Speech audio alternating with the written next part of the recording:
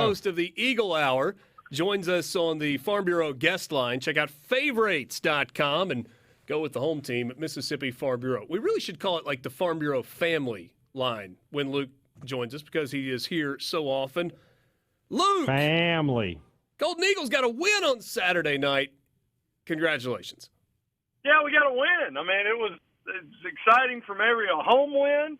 Another exciting game from Frank Gore Jr. And, you know, this is one of those weeks where with a Thursday game, you just hope, that you can carry the momentum because everything turns around super fast. And I think that, the Golden Eagles' chances on Thursday night may be helped because you come out of 2 less days for momentum, to subside. So, but yeah, Saturday was really exciting. 17 points in the first quarter, and defense played extremely well, and you did what you needed to do to win, and that's all you can ask for, right? It was a game on the schedule, and it was a conference game on the schedule, one that we certainly circled at the beginning of the year, but we've learned not to take anything for granted this season, and yeah, second win of the season for the Golden Eagles.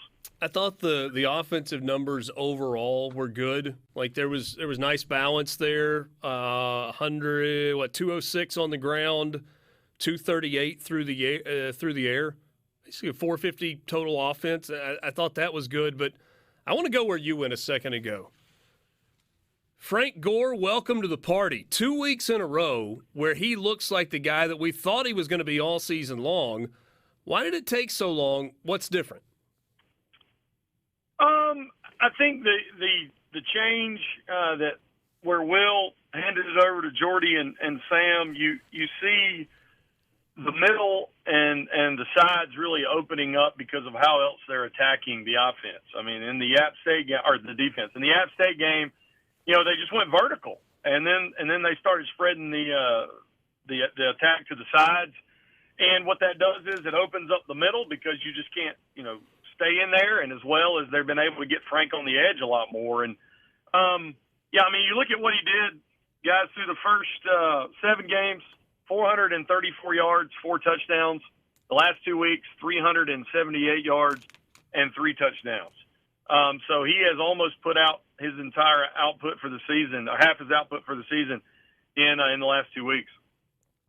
Take me a little deeper. Will Hall decided to give up play calling ability. He thought that it was too much. His team needed a spark. It seems to have worked.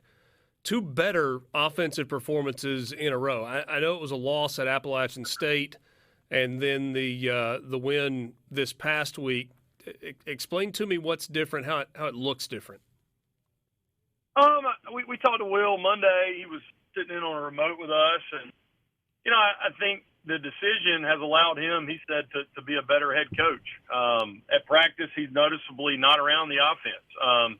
He's keyed in a lot more on defense and special teams. And the last 2 weeks, special teams have played crazy good. I mean, you did have a missed field goal at App that hurt you, but as far as coverage and blocking and such, it's better. But yeah, I just think it's freed him up to some of the minutia that you have to do as a head coach, and as part as not being in charge of an entire game plan while being in charge of the entire game plan altogether. Yeah. I think it's really freed him up and helped him. Does there appear to be a confidence that all of a sudden is bubbling? I mean, I think back to a couple of years ago where it was so bad, for much of the season, and then back-to-back wins at the end of the year, and teams started kind of believing, and they carried that momentum into last season. Is there a scenario where that's unfolding here at the end of this year? Yeah, I mean, I think they've always believed in the sense we talked about South Alabama, just flush that one, but what I saw, in person at App State was a team that believed in a game plan, that believed in a head coach, and even after this past week, after the win, I mean, there has been no nick in the trust and in the armor of their trust in Will Hall and what he's selling. I mean, the players talk about it all the time, and so I think that does give them a chance, particularly this week. And we can talk about Louisiana some. Southern Miss is a 10-point underdog, but man, they have a chance in this one.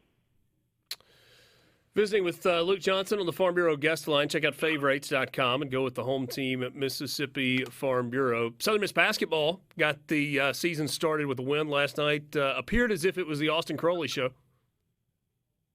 Yeah, he scored 19 and had double-double, got 10 rebounds. And, yeah, they're guard heavy. They lost a big on the inside. They still have another big, Tegra Ize. But they're going to ride, the outside shooting and the perimeter shooting and some of the mid-range stuff. That's what this team's going to find their MO in. Yeah, but got underway last night, beat William Carey, played a real fun game against Mississippi State for the charity game for the tornado victims in the north part of the state. And I think it's going to be a team that's really exciting to watch. Season tickets are up, and Jay Ladner looks to possibly put his best team out there.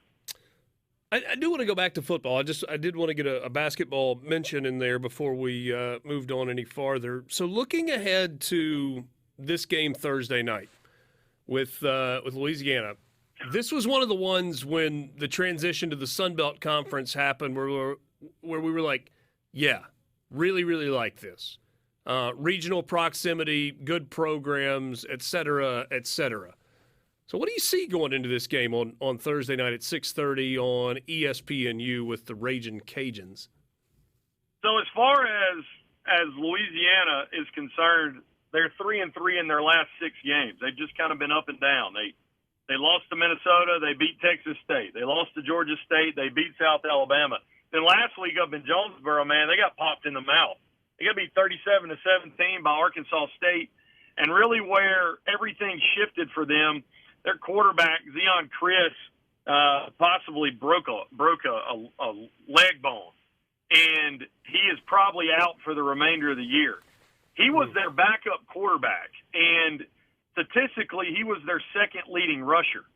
And so they're going to number 3 on the depth chart this week, a guy named Chandler Fields, who actually started last year, got injured, and then was replaced, and he's been 3rd on the depth chart this whole year. We talked to Jay Walker, play-by-play voice for the Cajuns today, and Chandler is a better thrower, but he takes away kind of that dual threat that Chris had. And so, the Golden Eagles maybe actually for the first time in the Will Hall era facing a team that has its own quarterback issues. It's nice for a change. Let's see if we got time to squeeze this in. We do 2 questions on Fridays where Michael Borky asks the questions about Ole Miss, Mississippi State, and the questions never change. Let me throw these at you. Southern Miss absolutely must do what if they are going to win the game against the Cajuns on Thursday night? It's really simple. It is get off to a fast start again. Okay. Where they have lost games, they have dug a hole early in the game. Where even though they've been into it, I will say it again, over and over again. 2-7, 4 of those games you were driving to tie it or win it. The last offensive drive of the game. So start off and don't dig yourself in a hole that you don't have to overcome late in the game. And then on defense, it's just don't give up explosive plays, particularly in a secondary. They backed off some of the man coverage and played more zone, kind of try to help out the youth and inexperience in the secondary.